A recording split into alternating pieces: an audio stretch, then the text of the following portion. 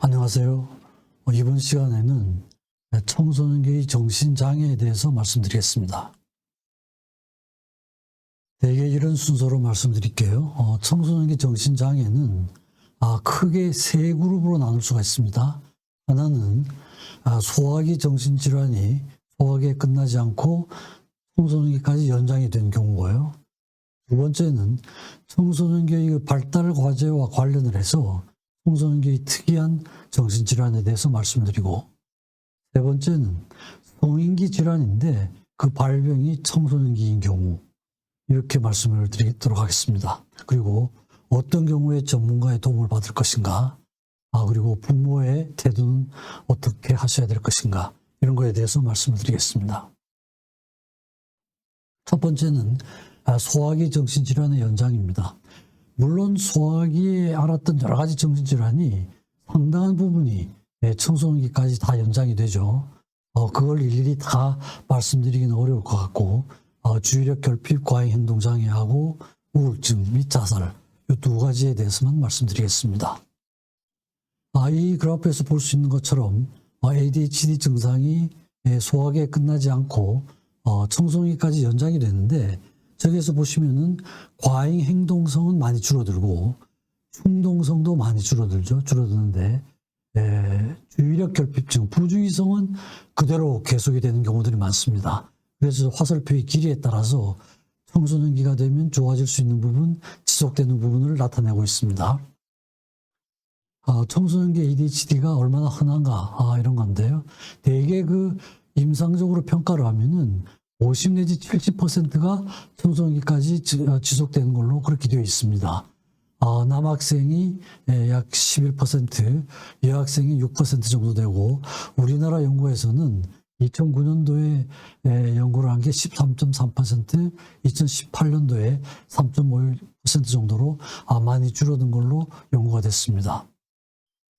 청소년기 ADHD를 의심할 수 있는 증상으로는 증상은 아주 비슷한데요. 집중력 떨어지고 자발적인 생활 관리에 어려움이 있고 복잡한 과제를 조직적으로 처리하지 못한다. 나이가 들어갈수록 처리해야 될 과제가 더 복잡해지지 않습니까? 그러니까 이제 증상이 더 뚜렷해질 수가 있고요. 안절부절하지 못하는 거, 여기 저하되는 이런 게 나타나지만, 특히 이제 청소년기에는 여러 가지 위험 행동들, 약물 남용이라든지 술, 담배, 비행 행동 등이 동반될 수가 있습니다. 학습 문제가 흔히 동반이 되죠. 전반적으로 학교 성적이 아주 낮습니다. 90% 이상에서. 그리고 또 하나는 자기 조절이나 시간 관리를 잘 못하기 때문에 과제 수행에 어려움을 가져올 수가 있고요. 그 다음에 이제 과제가 또 증가되죠. 증가가 되고 이러는데 주의력 결핍증이 생기니까 부담이 많아져서 학습이 잘 안 되는 이런 경우들이 있을 수가 있겠습니다. 부모와의 관계도 정상적인 청소년기라도 부모 관계가 어려워질 수가 있는데, ADHD가 있는 경우에는 더욱더 좀 힘들어질 수가 있죠. 스트레스, 부모 스트레스가 또 많아지고 갈등이 많아지니까요. 그리고 반항장애나 불행장애가 많아가지고 갈등이 또 많아질 수도 있습니다. 그 다음에 이제 부모의 자녀에 대한 태도가 더 적대적이 될 수가 있고, 명령적인 경우, 말을 잘 안 듣고 문제 행동이 많으니까 부모 행동이 거기에 따라서 변화될 수가 있습니다. 그 다음에 이제 청소년기 자녀를 아예 보지 않으려고 하는 그런 부모가 많아지기도 하고요. 전반적인 생활 활동, 친구 관계, 학교 관계, 외모, 집안일 등등 여러 가지 청소년들이 변화가 오는 그런 행동들에 대해서 갈등이 많아질 위험성이 있습니다. ADHD 청소년들은 친구 관계도 문제가 있습니다. 약 70%에서 아주 절친이 없는, 부족한 이런 경우도 있고요. 그 다음에 이제 ADHD 자체가 사회성 문제를 가지니까 그와 더불어 친구 관계가 어려워질 수도 있고, 공감 능력이나 죄책감이 부족하니까 힘들어지죠. 그 다음에 이제 ADHD 자신이 가지고 있는 특징이 있죠. 충동적인 문제, 이런 게 있으니까 이제 관계가 더 어려워지고, 비행 집단하고 같이 어울려 다니는 일이 많아질 수가 있습니다. ADHD, 청소년기 ADHD의 치료 원칙으로는 아동기 ADHD 치료와 치료 방향은 일치가 됩니다. 약물 치료도 계속해야 되고 부모 교육도 특히 이제 강조가 좀 돼야 됩니다. 비약물적 치료로는 인지행동 치료, 사회성 훈련 프로그램, 정신치료, 청소년 개개인에 따라서 어떤 치료가 가장 적합한가를 선택을 해서 치료를 집중적으로 시행을 해야 됩니다. 다음은 청소년기 우울증인데요. 우울증이 그대로 지속될 수가 있죠. 증상들은 뭐 소화기하고도 비슷합니다. 자존감이 떨어지고 기분 변화가 좀 심할 수가 있고요. 또 학교 성적 물론 저하되고 또래 관계도 위축이 되고 또 특히 청소년기 우울증인 경우는 비행이나 약물 남용, 성적으로 난잡해지는 이런 행동들이 청소년기 발달 과제와 더불어 가지고 같이 나타날 수도 있습니다. 그리고 또 소아에서는 흔히 볼 수 없었던 자살 시도 이런 게 이제 청소년기가 되면 많아질 수가 있겠죠. 청소년기 우울증의 그 예후를 보면 1, 2년 이내에 일단 첫 사파에서는 좋아질 수가 있지만 성인과 마찬가지로 재발이 아주 많습니다. 그리고 성인기까지 지속되는 경우에는 만성적인 질환이 될 수가 있고요. 우울 증상의 빈도, 자살 시도, 또 경우에 따라서는 우울증으로 있는 게 아니라 양극성장애로 발달이 되기도 하고요. 또 사회 적응 문제에도 문제가 상당히 심각한 그런 경우도 많습니다. 다음은 자살인데요. 우리나라 이 청소년 자살이 2009년 이후에는 청소년 사망 원인으로는 1위로 보고가 되고 있습니다. 2011년도에 9.4, 2015년도에 7.6. 저 수치는 청소년 10만 명에 몇 명이 죽느냐에 따라서 숫자가 저렇게 표시되고 있습니다. 2016년도의 통계를 보면 OECD 국가가 10만 명당 5.9인데 우리나라가 8.2입니다. 아주 월등히 많아지죠. 그죠? 그래서 OECD 국가에서도 가장 많고 또 청소년기의 사망 원인으로서도 자살이 1위를 차지하고 있습니다. 그래서 상당히 중요한 정신과적 문제로 그렇게 인식이 되고 있습니다. 자살의 원인으로는 뭐 기존 질병이 있을 수가 있겠죠. 그죠? 우울증이나 약물 남용이 있는 경우 또는 스트레스, 가족 내에서 오는 스트레스 또는 학교 스트레스, 특히 우리나라 자살 요인으로는 학교 스트레스가 상당히 중요한 요인으로 꼽히고 있어요. 그 다음에 사회적 기능으로는 공감해줄 사람이 좀 없거나 사회의 지지 시스템이 부족한 경우, 또래로부터 거부당하거나 소외된 경우, 이런 경우 이제 자존감이 떨어지고 무방감 이런 것 때문에 자살을 시도할 수가 있겠습니다. 자살하는 청소년들의 그 심리를 보면은 몇 가지로 나눠볼 수가 있는데요. 하나는 이제 그런 어떤 어려움으로부터 학교 폭력이나 부모 처벌 이런 공포심으로부터 피하는 거죠. 회피 심리가 있을 수가 있고요. 또 부모나 선생님들 또는 이성에 대한 강한 분노가 있는데 이 분노에 대한 보복 심리로 자신에게 향할 수가 있고요. 세 번째는 자신에 대한 자존감이 너무 떨어져서 스스로 처벌하는 자신에 대한 처벌 심리가 있고, 그 다음에 욕구 좌절 시에 자기의 성질을 자제하지 못하고 충동적으로 하는 자해 심리가 있겠고요. 또는 그 대인관계 상실 시 죽은 부모나 친구를 저승에 가면 만날 수 있을 것이다. 재결합 심리. 이렇게 해서 회피, 보복, 처벌, 자해, 재결합. 대개 이런 심리적인 요인으로 볼 수가 있습니다. 그래서 청소년기가 자살 시도를 했을 때 어떤 상태에 있는가 하는 건 잘 평가를 해봐야 될 것 같습니다.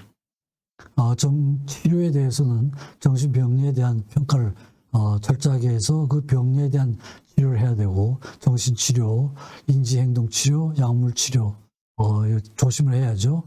재발의 위험성이 특히 청소년의 경우에는 상당히 큰 걸로 그렇게 보고가 되고 있습니다. 그 위험성을 항상 고려를 해서 치료 원칙을 세워야 될 것 같습니다. 두 번째로는 청소년기 특이한 정신질환, 그러니까 청소년기의 발달 과제. 전번 시간에 말씀드린 것처럼 청소년기는 그 독특한 그런 시기가 있잖아요. 발달 과제들이 있잖아요. 그런 발달 과제와 관련된 질환을 얘기하는 겁니다. 청소년기 비행, 가출. 이건 이제 정식으로 진단명은 아니지만 행동을 나타내는 겁니다. 그 다음에 인터넷 게임 장애, 약물 남용, 정체성의 문제, 이런 게 이제 중요한 문제가 되겠습니다. 가출을 하는데, 가출도 여러 가지 이제 그 형태로 나눌 수가 있어요. 대개 부모 자녀 간의 갈등 상태, 꼭 그렇진 않습니다만, 첫 번째는 탐색형이라고 이렇게 얘기를 하는데, 이건 이제 꼭 아주 뭐 심각한 물론 갈등이 없더라도, 그죠? 청소년기는 항상 새로운 걸 좀 추구하는 모험심을 찾는 이런 특징이 있잖아요. 그래서 자기의 독립심을 주장하기 위해서 자기가 어떻게 어딜 갔다 오겠다 메모를 남겨놓고 갔다 오는 이런 경우죠. 부모의 허락은 받지 않지만 이건 이제 꼭 병적인 거라고는 할 수는 없겠습니다만, 그래서 자기의 그 자아를 성취해 나가는 과정에서 새로운 모험을 하는 이런 경우를 탐색형이라고 그러고요. 쾌락 추구형은 청소년기가 쾌락을 추구하는 특징이 있다고 그러지 않았습니까? 여러 가지 호르몬의 자극으로 인해서. 그래서 이제 몰래 집을 빠져나와가지고 금지된 행동을 하고, 뭐 게임에 몰두한다거나, 뭐 술을 마신다거나, 또 친구 집에 들어가서 머물거나 하는 이런 거죠. 세 번째는 조종자형인데요. 부모하고 이제 심각하게 갈등을 하는 상태인데, 잘 이게 자기 갈등이 해결이 안 되니까, 일단 가출을 하고 조건을 붙여가지고, 자기가 요구하는 걸 들어주면은 들어가겠다. 부모를 조절하기 위한 방법으로 나가는 이런 걸 조종자형이라고 부릅니다. 그다음에 네 번째는 후퇴형인데요.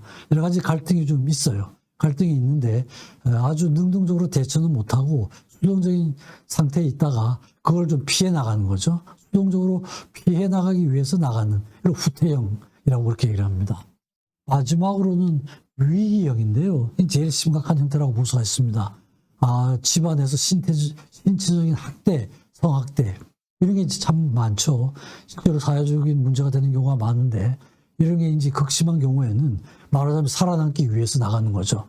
그런 극심한 위기 상태에 집안에 있으면은 자기가 살아남기가 힘드니까 그런 위협적인 상황에서 피하기 위해서 위기를 피하기 위해서 나가는 경우를 위기형이라고 이렇게 얘기를 합니다.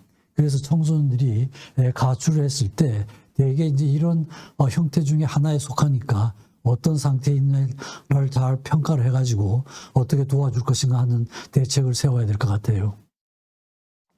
또 청소년기가 반사회적 행동을 하는 경우들이 많은데 그게 이제 크게 세 가지 형태로 구분이 됩니다. 하나는 약탈형이죠. 이건 이제 뭐 때리거나 싸우거나 무기를 사용해가지고 자기가 필요한 걸 얻는 이런 경우는 대개는 이제 품행장애하고 관련이 되고 이게 이제 그 청소년 비행하고 이어지는 경우죠. 그런 경우를 약탈형이라고 그러고요. 두 번째는 자기 만족형인데 가출을 해가지고 절도를 하거나 매춘을 하거나 이것도 역시 이제 일부는 품행장애와 연관이 될 수가 있습니다. 세 번째는 이제 약물형이라고 그러는데요. 약물 소지를 하고 사용을 하고 판매, 절도 뭐 이런 겁니다. 그래서 이것도 이제 품행장애 ADHD와 관련이 되는데 대개 이제 이런 반사회적 행동이 일어나는 경우는 이런 행동 하나만 나타나는 게 아니라 품행장애의 다른 행동상의 문제하고도 같이 동반되는 경우가 있으니까 이런 행동이 일어날 때는 전체적인 정신병리를 정확하게 잘 평가를 해가지고 도와줄 수 있는 방법을 강구를 해야 됩니다. 다음은 인터넷 게임 장애인데 인터넷 게이밍 디스오더 이건 아직까지는 정식적인 진단명은 아니에요. 정식적인 진단명은 아닌데 이제 저희들이 공식적인 진단에서 아직 정식적인 진단명은 아니지만 조금 더 연구가 축적이 되면 앞으로 정식적인 진단이 될 수 있는 가능성 이런 카테고리가 있거든요. 그래서 이제 인터넷 게임 장애는 거기에 속하고 있습니다. 그래서 예비적 잠정적이긴 하지만 이런 진단 기준을 정하고 있어요. 그래서 인터넷 게임에 대한 몰두를 하는 거죠. 하루 활동 중에 인터넷 게임이 지배적인 활동이 되는 경우입니다. 그 다음에 하지 않는 경우는 여러 가지 금단 증상이 일어나죠. 과민 반응, 불안, 슬픔 이런 거죠. 그 다음에 내성이 생기죠. 같은 만족을 얻기 위해서 시간이 점차 늘어나죠. 초기에는 1시간이면 됐던 게 나중에 2시간, 3시간, 4시간 점차 시간이 늘어나야 자기가 만족을 얻게 되는 내성이죠. 네 번째는 스스로 이제 인터넷 사용을 줄이기 위한 시도를 하는데 실패를 하는 그런 경험입니다. 그 다음에 이제 이전에 다른 취미와 오락 활동도 있었는데 그에 대한 흥미가 이제 떨어지거나 그러면서 정치사회적 문제에 대해서 알면서도 과도한 인터넷 게임을 지속하게 되는 경우, 그 다음에 이제 가족이나 치료자들에게 자기 인터넷 게임을, 시간을 속이는 이런 행동도 하게 되고요. 그 다음에 이제 무력감, 죄책감, 불안 해소, 이런 게 있는데, 이런 증상들을 해소하기 위해서 사용하는 경우, 그러면 결과적으로는 대인관계, 학교 생활, 학업 등 이런 데 지장이 오게 되죠. 그래서 이런 9가지 중에서 5가지 이상이 12개월 이상 지속이 되는 이런 경우를 인터넷 게임 장애라고 그렇게 얘기를 합니다. 역학을 보면은 아시아 국가에서의 연구를 보면 12세에서 20세 남자에서 높은 걸로 되어 있고요. 특히 이제 중국과 한국에서 유럽이나 북미에 비하면은 높은 걸로 나와 있습니다. 남자가 8.4%, 여자가 4.5% 정도로 보고가 되고 있고, 이런 그 청소년들을 평가를 해보면은 주요 우울장애나 ADHD 강박장애, 이런 다른 정신질환이 동반되어 있는 경우들이 상당히 있습니다. 원인으로는 인터넷 자체의 속성이죠. 인터넷 자체가 하면은 빠진다 이거죠. 마약이나 도박 이런 것과 좀 비슷한 그런 특성이 있다 이렇게 보는 거고요. 또 새로움을 추구하는 경향. 청소년들의 일반적인 특징이잖아요. 특징이 이제 새로운 걸 추구를 하는데 그게 이제 대상이 인터넷 게임이 되는 경우입니다. 그 다음에 세 번째는 인터넷을 통해 가지고 사회적 지지나 소속감. 외롭게 지나던 이런 아이들이 인터넷을 하면은 여러 가지 사회적 지지도 받을 수도 있고 소속감을 획득할 수가 있잖아요. 그런 경우. 그 다음에 이제 기본적으로 불안감이 있고 우울감, 자존감이 떨어지는데 이런 걸 극복하기 위한 방법으로 인터넷 게임에 매달리는 이런 경우도 있을 수가 있겠습니다. 그 다음에 또 인터넷 게임은 자기 이름을 속이잖아요. 그죠? 속이니까 자기 표현이 좀 자유로워지고 이런 거니까 평소에 자기의 감정을 잘 표현하지 못하는 청소년들이 인터넷에서 이런 익명성을 이용해가지고 자유로움을 느낄 수 있는 이것도 상당히 중요한 원인일 것 같습니다. 이런 게 있고요. 또 도파민, 세로토닌, 인터넷 게임을 많이 하면은 이런 그 신경 전달 물질의 분비에 장애가 올 수가 있습니다. 많이 분비되는 거죠. 세로토닌, 도파민 같은 게. 그러니까 이런 게 이게 또 습관성으로 갈 수 있는 이런 그 요인이 되기도 합니다. 증상으로는 아까 제가 그 진단 기준에서 몇 가지 말씀을 드렸는데 중복되는 부분도 있고 여러 가지 좀 부분으로 나누어서 조금 설명을 드리겠습니다. 일단 첫째는 정신과적인 증상인데요. 컴퓨터 하는 동안에는 굉장히 해피하죠. 행복감을 느낍니다. 중단을 하질 못해요. 그죠? 그 다음에 하루에 8시간, 10시간 하는 아이들을 보면 뭐 8시간, 10시간은 뭐 금방 지나가죠. 가족이나 친구들 완전히 무시하고 만나지 않죠. 그 다음에 그 컴퓨터를 하지 못할 때는 우울감, 초조감, 공허감, 금단 현상 같은 게 나타나죠. 그 다음에 이제 컴퓨터 활동과 관련된 거짓말. 몇 시간 했냐 그러면 하루 종일 하고도 뭐 한두 시간밖에 안 했다. 이런 식입니다. 그 다음에 이제 학교 적응에 실패가 나타나는 소셜한 그런 기능에 장애가 오죠. 두 번째는 그런 그 인터넷 게임에 몰두하다 보면 여러 가지 신체적인 증상도 생길 수가 있습니다.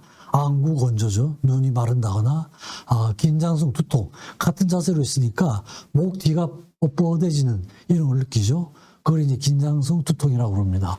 허리도 아프고 자세 때문에 생기죠. 위장장애, 수면장애 이런 그 신체적인 증상도 아주 흔히 동반이 됩니다. 그 다음에 세 번째는 시간 왜곡 경험입니다. 시간이 엄청 흐르는데도 굉장히 짧게 느끼는 거죠. 몇 시간 했는데도 몇 분처럼 느끼기도 하고요. 그래서 1분만 더 증후군 이런 말을 쓰기도 합니다. 그러니까 뭐 그만하라 그러면은 1분만 더 할게 1분만 더 하겠는데 그 1분이 그냥 1시간 2시간 가는 거죠. 이건 마치 술 중독자에서 그만 마시라 그러면은 딱 한 잔만 더 마시겠다 이런 거 하고 흡연자들이 담배 그만 피우라 그러면은 딱 한 개 피만 더 피우겠다 이런 거. 그 다음에 상습 도박 중독자들이 그만하라 그러면 딱 한 판만 더 하겠다. 이런 거하고 아주 유사한 증상으로 보고 있습니다. 그래서 인터넷 게임 디스오더에서는 1분만 더 증후군, 뭐 아주 공식적인 그런 증후군은 아닙니다만 이런 말을 쓰기도 합니다. 그 다음에 네 번째는 자녀 영상 증후군이죠. 하고 있지 않은데 자꾸 뭐 눈앞에서 아른거리는 거죠.